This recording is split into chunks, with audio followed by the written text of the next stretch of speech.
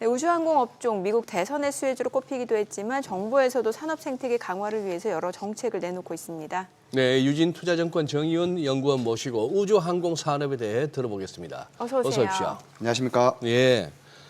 야, 오늘은 한번 우주항공 관련해서 한번 공부 한번 제대로 우주항공. 해보는 날이 될 것 같은데. 예. 어려워요, 우주항공. 예, 그리고 오시는 동안에 언급해 주실 종목들 보니까 처음 듣는 회사들도 많고, 그저 그냥 뭐 한국 항공우주, 하나, 뭐 에어로스페이스 이런 것만 얘기하다가 다양한 걸 오늘 얘기해 주시겠는데, 지금 우리도 우주항공청이 있고 방위사업청이 있고 우리나라도 그죠? 네. 예, 어쨌거나 이제 우주산업 효율성 개선 또 뭐 경쟁력 강화 이걸 위해서 이제 우주산업 육성을 위한 표준에 착수한다 이런 소식이 들리더라고요. 우리나라가 최근 몇 년 동안 네. 우주 산업에 굉장히 좀 진심인 모습이 정부 쪽에서도 많이 보여졌었어요. 네. 그래서 올해 5월 달 같은 경우에는 국내 우주항공청이 이제 개청되기도 했고 예. 그러다 보니까 이게 사실 국내에서는 지금까지 우주 산업과 관련된 역량들이 좀 분산되어 있었거든요. 그러니까 군에서도 우주 관련된 뭐 첨단 무기나 뭐 로켓들을 개발하고 있었고 그리고 우주항공청이 개설되기 전에는 보통 이제 한국항공우주연구원이라고 해서 연구 조직에서도 이게 산업을 담당하고 있었고 그러니까 아니면 과기부 산하에서도 우주 관련된 개발 부서들이 있었고 그러니까 좀 많이 이렇게 분산되어 있다 보니까 좀 표준화된 체계가 많이 안 되어 있다 그런 부분들이 지적되어 왔고 이번에 우주항공청이 개청되고 나서 좀 더 부처 간의 이런 협력을 하기 위해서는 이런 표준화된 체계가 필요하겠다. 그래서 국내 우주 산업의 개발의 효율성 그리고 어떤 개발의 어떤 성장성을 위해서 표준 체계를 마련하는 것이 이번에 우주산업 표준화 포럼을 구성한 것이다. 생각하시면 좋을 것 같습니다. 네. 사실 미국을 비롯해서 주요국들 보면 이제 민간 우주 기업 육성을 위해서 지원금 자체를 좀 확대하고 있는 상황인데 뭐 앞서 언급해 주신 뭐 우주 산업 표준화 착수도 중요하겠습니다만 뭔가 또 정부 차원의 지원도 좀 구체적이면 좋지 않을까라는 생각이 들거든요. 맞습니다. 사실 우주 산업이라고 네. 하는 게 이 정부의 지원이 굉장히 필수적인 영역입니다. 네네. 이게 왜 그러냐면 우선적으로 국가 간의 기술 이전이 굉장히 제한되어 있는 영역이에요. 특히 로켓 기술 같은 경우에는 사실 이게 어디랑 굉장히 유사하냐면 ICBM과 굉장히 유사하거든요. 예. 그러다 보니까 국가 간의 기술 이전이 굉장히 제한되어 있고 그러다 보니 국가 간의 기술 편차가 굉장히 심한데 또 기술의 진입 장벽도 높고 초기 투자 비용도 높다 보니까 결국엔 이 산업을 국가 차원에서 발전시키기 위해서는 정부의 지원이 필수적입니다. 다만 우리나라 같은 경우에는 아직까지 이 주변국이라고 해야 될까요? 뭐 미국, 일본, 중국 같은 나라와 비교했을 때는 절대적인 예산 자체가 많이 차이가 납니다. 2023년 기준으로 우리나라 한 해 우주 개발 예산은 약 1조 원 정도로 평가를 받고 있는데 네. 미국의 거의 한 100분의 1배, 중국이 한 20분의 1배 정도밖에 안 되기 때문에 이게 정부 차원에서도 사실 우리나라도 예산 대비해서 굉장히 퍼포먼스가 굉장히 잘 나오고 있음에도 불구하고 좀 정부 차원에서 좀 적극적으로 육성 정책을 펼쳐준다라고 하면 향후에 더 어떤 발전 가능성에 대해서 긍정적으로 볼 수도 있을 것 같습니다. 지금 우리 정영원님, 네. 우리나라요 우주 산업 쪽에 우리가 뭐 나로 같은 것도 쏘아 올리고 우리도 이제 자체 기술로 인공위성 돌리고 하지 않습니까? 네. 어느 정도 경쟁력 있고 어느 정도 위치라고 판단하세요? 우선은 큰 그림에서 봤을 때 네. 우리나라도 굉장히 많이 앞서 있는 상황입니다. 앞서 있다. 예. 그런데 이게 주변국이 더 앞서 있다 보니까 상대적으로 좀 뒤처져 있는 것도 보일 수는 있을 것 같아요. 네네. 그러니까 앞에 있는 국가들이 방금 말씀드린 뭐 미국, 예. 중국, 일본 이런 국가들은 굉장히 앞서 나 있는 국가들이거든요. 네. 러시아를 포함해서. 예. 그러다 보니까 우리가 주변국만 봤을 때는 좀 뒤처 있을 수 있다고 생각할 수 있는데 우리 뒤를 돌아보면 우리 뒤에도 굉장히 많은 국가들이 있어요. 어허. 근데 다만 우리가 항상 더 앞서 나가기 위해서 노력을 해야 되는 단계이기 때문에 네. 이제 그런 부분에서 좀 투자나 이런 부분들이 많이 이루어져야 된다고 생각을 하고 있고 아무래도 우주 산업 전체가 몇 등이다라고 보기보다는 좀 더 세분화해서 봐야 될 필요성도 있어요. 예를 들면 우리나라는 로켓과 관련된 부분은 조금 상대적으로 뒤처집니다. 근데 위성 제조 쪽은 좀 더 앞서 나가 있거든요. 그게 왜 그러냐면 로켓과 관련된 부분은 우리가 미국이랑 한미 미사일 협정 때문에 오랫동안 로켓 기술 개발에 좀 차질이 있었어요. 예. 좀 그런 제한이 있었는데 예. 이게 2, 3년 전에 이제 한미 미사일 협정 조약이 완전히 이제 해제가 되면서 네. 그때부터 이제 좀 더 뭐 고체 발사체라든지 아니면 액체 로켓에 이런 부분에서 좀 투자나 아니면 좀 개발이 좀 적극적으로 이루어지고 있기 때문에 향후에도 좀 이런 발전 가능성에 대해서 높게 평가를 하고 있습니다. 네. 왜 트럼프 당선인 우주항공의 진심이라는 소식이 나와서 그 당시에 국내 우주항공주는 물론이고 뭐 스페이스 X와 관련주들이 좀 강세를 보였고 최근에는 보니까 그 스타쉽 그 발사할 때 참관까지 했어요 직접. 이 정도로 관심이 있는 것 같은데 실제로 그러면은 뭔가 좀 스페이스 X의 직접적인 밸류 체인 기업에 주목하면 좋은 건지 아니면 어떤 기업들을 봐야 되는지 좀 알려주세요. 말씀해 주신 대로 지금 현재 트럼프 행정부가 이제 트럼프 대통령이 당선되고 나서 네. 미국 내에서도 우주항공 관련주들이 굉장히 많이 들썩거리고 있습니다. 네네. 아무래도 트럼프 행정부가 1기 행정부일 때 자국의 우주 산업을 굉장히 세게 밀었었거든요.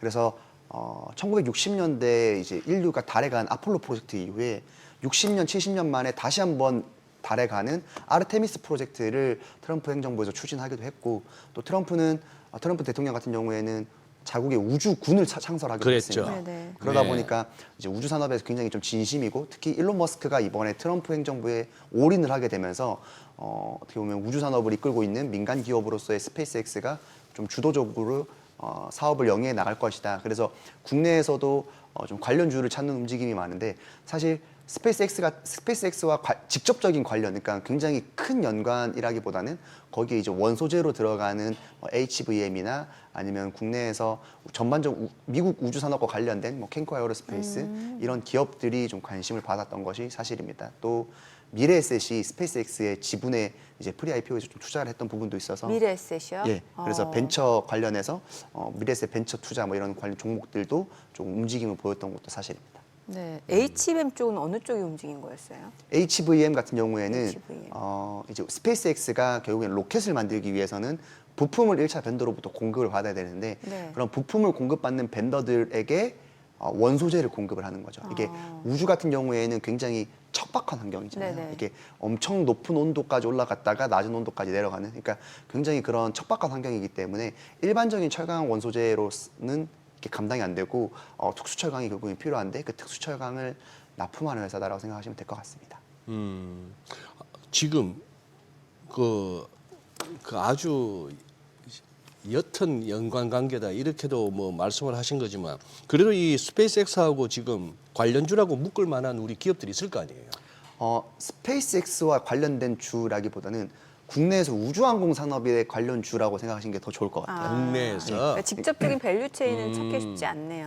직접적인 밸류 체인은 찾기가 쉽지 않지만 이게 미국뿐만 아니라 지금 전 세계적으로 네네. 우주 산업과 관련된 네. 움직임이 굉장히 크게 일어나고 있거든요. 그래서 전 세계 주요 기관들도 우주 산업의 성장성을 굉장히 긍정적으로 볼 정도로 지금 전 세계적으로도 많은 화두가 되고 있고 뿐만 아니라 국내에서도 관련 주들이 움직임들이 좀 많이 있습니다. 특히 올해 5월 달에 우주항공청이 설립될 당시에도 좀 주가 네. 움직임이 있었고 예. 좀 조정을 받고 난 이후부터는 지금 현재 트럼프 이제 당선 이후에 미국에서 우주 산업에 좀 바람이 많이 불면서 이런 움직임들이 국내에까지 좀 많이 좀 입김이 좀 벌어지고 있지 않나 이렇게 생각을 하고 있습니다. 야, 오늘 같은 날 우주항공 관련주 좀 올라주면 훨씬 좋은데 이왕이면. 근데 오를 때 또 사기는 좀 애매하잖아요. 그렇죠. 그러니까 미리미리 저희 앞서 나가는. 예. 그러니까 지금 이거 캔코 에어로스페이스 이걸 여쭤봐도 되나 이걸? 이거 이 종목이 자꾸 이렇게 우주 산업 관련해서는 자주 이렇게 회자되고 언급되던데 리포트에도 많이 나오고 뭐 어떤 회사입니까? 캔커 에어로스페이스의 사업 네. 부문을 먼저 말씀을 네, 드리면 네, 네. 항공기 창 정비업을 일단 사업 부문에 있습니다. 그러니까 MRO 사업이라고 하는데 네. 이제 비행기를 고치거나 예. 정비를 하는 사업을 하는 게 사업 부문으로 하나가 있고 또 다른 사업 부문으로서 하나가 뭐냐면 미국의 두 개의 자회사가 있어요. 미국의 두 개의 자회사에서 원소재를 이제 가공을 합니다. 아까 말씀드린 제가 HVM도 국내에서 특수철강을 제조한다라고 말씀을 드렸잖아요. 그러니까 캔커 에어로스페이스도 미국에 있는 원소재 공급 업체입니다. 그래서 미국에서 있는 자회사 두 개의 자회사이기 때문에 뭐 보잉에 들어가는 SLS라든지 보잉 SLS라는 로켓이라든지 아니면 우주선인 오리온 우주선과 같은 그런 미국에 있는 주요 프로젝트들 아르테미스 프로젝트의 주요 부품에 들어가는 원소재를 공급한다라고 생각하시면 될 것 같고 그래서 나사에서 아르테미스 프로젝트 좀 관련된 기업들을 발표할 때도 캔커 에어로스페이스가 실제로 나오기도 했었습니다. 그러다 예. 보니까 국내에서 캠코 에어로스페이스 종목에 대해서 좀 많이 궁금해하시는 분들도 많아서 좀 종목적으로도 리포트 상에서도 많이 나올 것 같은데 다만 캠코 에어로스페이스를 보실 때 좀 주의하셔야 될 점은 말씀드린 대로 우주산업과 관련된 부분, 그러니까 원소재 부분이 자회사로 사업을 영위하기도 하지만 창정비, 항공기 창정비에서도 사업 부문으로 하고 있거든요. 그러다 보니까 최근에는 항공기 창정비 사업과 관련해서는 좀 실적이 안 좋았어요. 1, 2분기 연속으로. 그래서 좀 적자였다가 이제 이번에 3분기 때는 좀 비용 부분에서 많이 축소를 받아서 흑자 선언으로 돌아섰습니다. 그래서 우주산업을 좀 투자하실 때 이런 종목들을 보실 때는 좀 어떤 다른 사업 부문에서도 어떤 부분을 영위를 하고 있고 또 그 사업이 지금 어떤 상황인지도 같이 함께 고려하시면 투자하실 때 도움이 될 것 같습니다. 네, 그 트럼프 당선인 이제 차기 대통령으로 확정이 되고 나서 지금 미국 정부 주도의 그 우주 산업 자체가 좀 민간으로 확산될 거다라는 기대가 좀 커지고 있는 상황인 것 같은데 뭐 그런 상황이라고 하면은 국내 증시에서 최근에 뚜렷한 주도주가 없는 상황이잖아요. 네. 뭐 향후에는 좀 우주 산업 관련 sek터가 주도주가 될 수도 있다 이런 얘기도 나오는 것 같거든요. 지금까지는 제가 생각했을 때는 우주산업이라고 하는 게 좀 테마성으로 움직이는 네. 게 강했어요. 그래서 테마가 좀 겹쳤을 때는 주가가 좀 좋았다가 테마가 좀 물러났을 때는 다시 빠지는 모습이 네. 보였는데 네. 제가 드리고 싶은 말씀은 뭐냐면 우주항공 산업은 계속해서 우상향하는 산업입니다. 근데 다만 단기 같은 경우 단기에는 주가가 산업의 성장하는 속도보다 더 가파르게 주가가 오를 수도 있고 또 그 기간이 지났을 때는 조정받는 모습을 보이기도 할 수가 있습니다. 다만 우리가 항상 기회가 왔을 때 공부를 하면 늦다라고 생각을 하고 있거든요. 그래서 내년도에 이렇게 계속해서 주도주가 되어서 쭉 주가가 좋을 것이다라고 말씀을 드릴 수는 없겠지만 계속해서 산업이 성장하고 있는 타이밍에서는 결국에는 좀 공부가 필요한 영역이다라고 생각을 하고 있고 그런 관점에서 봤을 때 조금씩 공부를 해두면 이제 산업의 성장기에 맞이했을 때 좀 투자하는 데도 도움이 많이 될 것 같습니다. 그래서 국내에서도 발사체, 위성 제조, 위성 서비스, 지상 장비 등과 같이 이렇게 좀 섹터를 구분하셔서 공부하시면 훨씬 더 도움이 되실 거라 생각을 하고 있습니다. 그래요. 지금 우리 정영훈님 방금 언급하셨던 이제 우주 산업이 이제 저렇게 다양하게 좀 어떻게 보면 나눠지잖아요. 네. 발사체 제조, 뭐 위성 통신 기술, 뭐 아니면 지상 시스템도 말씀하셨고. 네. 자, 요거 그래요. 지금 한번 우리가 공부할 기업들 한번 좀 꼽아 주시죠. 네. 방금 언급해 주셨으니까 그럼 간략하게 네네네. 우주산업 밸류체인을 먼저 말씀드릴게요. 밸류 네네. 체인을. 네. 그래서 제가 이게 사실 전 세계적으로 아직까지 확립된 밸류체인은 없습니다.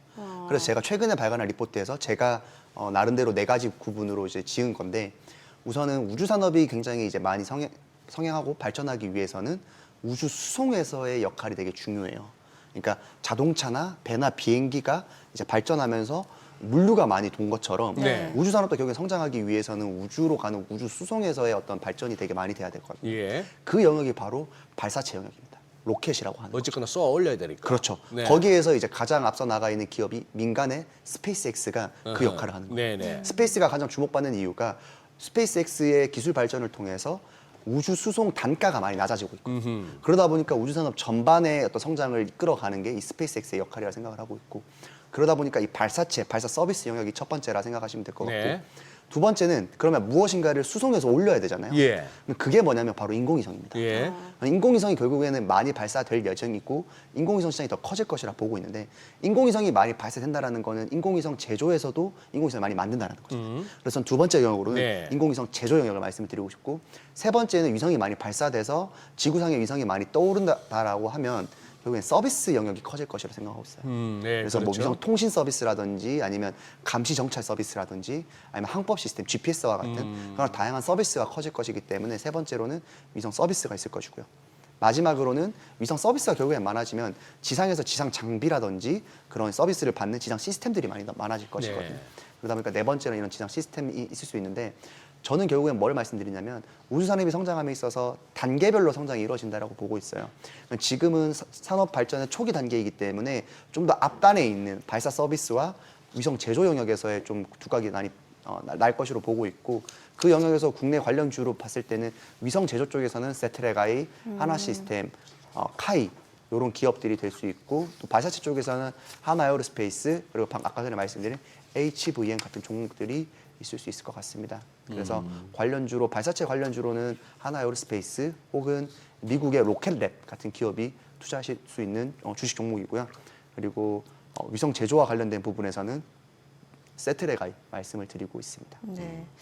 제가 참 이쪽 섹터에서 무식함이 탄로나는 게 앞서 HVM 말씀 주셨잖아요. 네. 저는 그걸 잘못 들어서 HBM으로 들어가지고 이게 우주항공 산업에도 이게 HBM이 들어가는구나 이렇게 생각을 했는데 그게 아니라 HVM이라는 VM입니다. 회사에서 네. 근데 이제 스무스하게 넘어가서 사실 가만히 있었는데 그 HVM도 뭐라고요? 발사체 관련주요? 네, 이제 원소재 들어가는 거죠. 원소재? 예, 그러니까 특수 철강. 특수철. 로켓을 만들려면 철강으로 만들잖아요. 네. 근데 이게 되게 좋은 철강으로 만들어야 돼요. 너무 뜨거우니까 녹으면 안 되잖아요. 그래서 얘네가 우주로 올라갈 때 실제로 3,500도까지 올라가요. 네. 이렇게 연소실에서. 근데 철이 녹는 온도가 1,700도거든요. 그러니까 이게 다 없어지면 안 되잖아요. 그렇죠. 그래서 되게 단단한 걸로 만들어야 거기 되는데. 특수철강인가 그렇죠. 보네요. 거기 특수철강을 납품하는 회사가 HVM이라 생각하시면 될 것 같습니다. 옛날 기억납니다. 저 중학교, 고등학교 시절이었나 문레이커에서 제임스 본드가 마지막에 문레이커 타고 대기권 들어올 때 뜨거워가지고 죽을라 하던 그 모습이 맞습니다. 예. 이렇게 다시는 이제 잊지 못하는 거죠. HVM. 어떤 기업인지. 예. 그래서 관련해서 좀 주목하면 좋을 종목 말씀을 주셨고 그럼 우주항공 산업과 관련해서는 저희가 투자 포인트 이 정도로 좀 마무리하면 되는 거예요? 네, 맞습니다. 지금 정리해서 말씀을 드리면 업스트림 영역에서의 위성 제조와 네. 발사 서비스 업스트림, 영역을 네. 보시면 좋을 것 같다. 지금 우리 저 정영권님이 네이버 카카오톡 커버하신다고요? 네, 인터넷 게임 산업도 같이 보고 있습니다. 아 그래요? 네. 요 최근에 네이버 카카오 좀 움직이던데 음. 무슨 어떤 뭐 근거가 있습니까? 아니면 하기야 뭐 누가 봐도 이거는 뭐 많이 빠졌다 싶은 생각은 듭니다만. 제가 말씀을 드리고 싶은 거는 사실 네이버 카카오가 사실 오랫동안 주가가 침체되어 있었어요. 네. 그래서 수익성은 우상향하는데 왜 주가는 침체되냐라는 말씀도 많이 질문을 주셨는데 제가 생각했을 때 네이버 카카오가 지금 닥친 가장 큰 문제점은 성장성을 잃어버린 성장주라는 것이죠. 성장성을 잃어버린. 예, 그러니까 외형 성장률이 굉장히 많이 둔화가 되고 있어요. 네. 그 이유를 뭐 코로나 이후에 이제 온라인 시장이 좀 많이 둔화가 됐다라는 것도 지금까지 많이 지적을 받았지만 결국에 코로나 이전 주가 수준으로 돌아간 이유는 코로나 이전에는 성장성보다는 그러니까 침투 여력이 굉장히 많이 남아 있었거든요. 네. 근데 지금은 플랫폼 기업들이 침투할 여력이 많이 남지가 않았어요. 이미 지금 침투했을 대로 침투가 돼 있었기 때문에 향후 성장성에 대한 퀘스천 마크가 계속해서 이제 달라붙었었는데 이제 향후에는 성장성보다는 좀 더 수익성 관점에서 밸류에이션 쪽으로 좀 싸진 구간을 좀 많이 바라보고 있는 것 같아요. 그래서 네이버가 최근에 수익성을 계속해서 우상향하는 반면에 주가는 많이 빠져 있어서 네이버 밸류에이션적인 측면에서 봤을 때 성장성을 고려 안 하더라도 이런 부분에서는 좀 주가가 많이 저평가되어 있는 거 아니냐. 그리고 내년도에 어떤 영업 환경을 봤을 때 광고랑 커머스가 급격한 성장보다는 조금의 회복세를 이제 좀 기대를 하고 있기 때문에 그런 부분에서 시장에서 좀 많이 빠질 대로 빠졌다라는 평가가 와서 최근에는 주가가 좀 반등하지 않았나 이렇게 생각을 하고 있습니다. 향후 전망은요? 향후 전망 같은 경우에는 사실 탄력을 받아서 쭉 우상향할 수 있는 포인트 자체는 적을 수는 있어요. 아하. 다만 예. 수익성이 얼마만큼 개선되느냐. 그래서 주가가 좀 밴드 트레이딩, 그러니까 밸류에이션 측면에서 좀 밴드 트레이딩 되는 관점에서 보셨을 때는 좀 주가가 올랐을 때는 좀 수익 실현을 하시고 그리고 좀 주가가 좀 빠진 구간에서는 다시 좀 매수를 하는 그런 투자 전략을 추천드리고 있습니다. 혹시 그 네이버 검색 요즘도 많이 쓰나요? 이게 아무래도 포털 점유율이 네이버가 좀 많이 구글의 점유율을 뺏기고 있다라는 그러니까요. 지적들을 많이 받았었거든요. 그러다 보니까 네이버가 가장 고민했던 게 뭐냐면 광고 상품도 그렇고 지면 확대에 대한 고민도 있었고요. 예. 그리고 트래픽을 어떻게 늘리지라는 거에 대한 고민이 굉장히 많았어요. 네네. 그래서 네이버가 지난해 올해 연초부터 그 네이버 홈 메인 화면을 이제 바꿨어요. 네. 피드 형태로. 네네. 그러니까 이렇게 내려가면서 컨텐츠를 많이 볼 수 있는 맞아요. 피드 형태로 바뀌었어요. 바꾸면서 거기에서 트래픽이 좀 꽤 많이 늘어났습니다. 그래서 광고 실적이라든지 특히 디스플레이 광고 매출과 같은 그런 실적들이 많이 늘었고 커머스에서도 좀 더 자기네들 브랜드 스토어나 스마트 스토어에 대한 좀 메리트를 많이 강화하면서 좀 그런 부분에서 거래액 성장률을 뛰어넘는 매출액 성장률을 지금 많이 보여주고 있습니다. 전 요즘 검색은 챗GPT. 네. 쓰니까 혹시 그쪽으로도 많이 뺏기지 않을까라는 생각이 들어서요. 실제로 그 부분이 사실 제일 우려되는 부분이기도 하기 때문에 오히려 네이버 쪽에서는 그런 검색으로서의 좀 많이 밀리는 부분을 보완하기 위해서 좀 그런 컨텐츠적인 요소들을 좀 네이버 피드 쪽에 많이 배치를 하면서 사람들로 하여금 좀 더 트래픽을 많이 유지시키는, 리텐션 시키는 좀 장치로 많이 활용을 하고 있는 것 같습니다. 네. 어쨌거나 이게 좀 뭐랄까 이 글로벌 기업이라는 성격을 갖춰야 이게 소위 말하는 그 성장성에 그러니까요. 폭발적인 어떤 평가를 받을 수 있을 텐데 그 부분은 아무래도 한계가 느껴져요. 아무래도 과거에는 주가가 좋을 때는 이 다음 스텝으로서 글로벌 시장을 많이 이게 타겟을 네, 했었는데 네. 최근에는 사실 글로벌에서는 많이 이렇게 좀 위축된 모습을 보여서 단기에 그런 부분을 기대하기는 좀 어려울 것 같습니다. 네. 오늘 내용 잘 들었습니다. 그래요. 고맙습니다. 고맙습니다. 감사합니다.